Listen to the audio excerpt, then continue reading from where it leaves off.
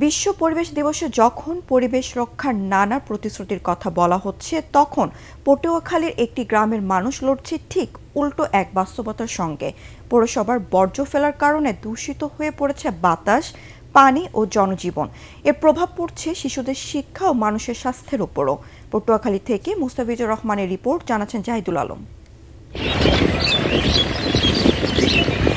একসময় এখানে ছিল স্বচ্ছ পানি, পুকুরে ছিল মাছ, চারপাশে ছিল নির্মল পরিবেশ। কিন্তু পটুয়াখালীর লোহালিয়া ইউনিয়নের ইদ্রাকপুর গ্রাম পরিণত হয়েছে বর্জ্যের স্তূপে।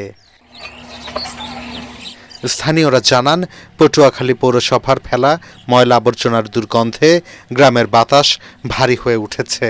ময়লা পানি মিশেছে খাল, বিল, পুকুরের পানিতে। এতে পরিবেশ বিপর্যয়ের সাথে সাথে হুমকির মুখে পড়েছে জনস্বাস্থ্য।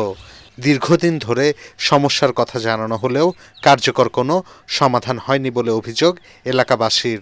দুর্গন্ধে মানুষ বসবাস অনুপযোগী হয়ে পড়ছে এবং দিন দিন বিভিন্ন রোগে আক্রান্ত হচ্ছে। যেহেতু এই জায়গায় ময়লা আবর্জনা অনেক বন্ধ আছে, যেটা থাকার মতো পরিবেশ না।